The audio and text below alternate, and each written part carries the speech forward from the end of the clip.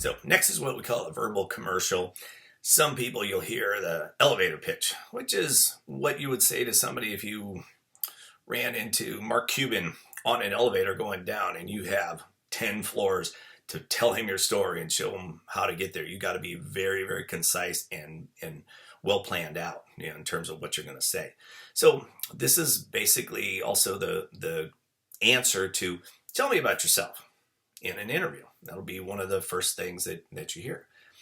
So companies and people will also want to know what you want to do for your next job.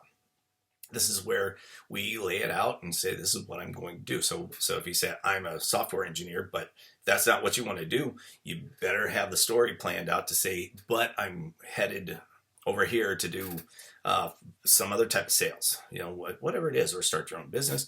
But we need to be clear, because this, if they can't figure out what you want in a very short amount of time, they're going to be disinterested and they're going to disappear.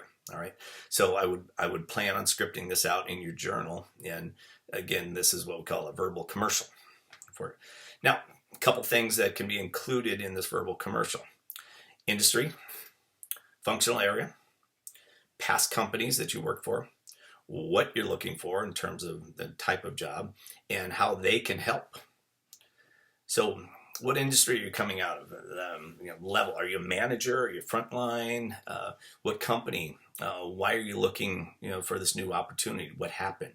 What about the industry? Is it this industry or another industry that you're interested? What level or function? There's a lot of people who've moved up and want to move down. You'll see different scenarios around that, and it's all fine, but they need to be clear. Now, on a phone conversation, you should really be able to tell the story in about 20 seconds, very, very quickly. All right. I've heard people, when asked, tell me about yourself, they go on for 5 minutes or more, and it's excruciating. It's horrible. Now, I've helped a lot of people doing mock interviews where we simply record an interview so that they can get some feedback on what they're doing.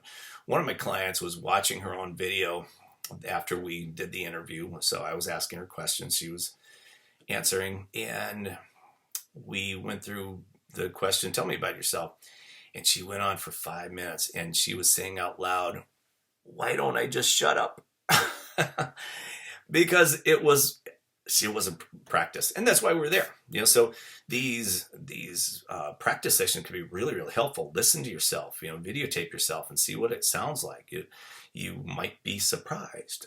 And so we're going to practice a 20-second version, a 60-second version, a 90-second version until it just flows out really easily.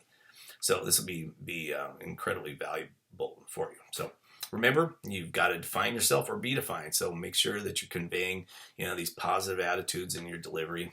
You'll be amazed at the quality of the professional network contacts you can make once you're, carefully defining your verbal commercial to share with people. So.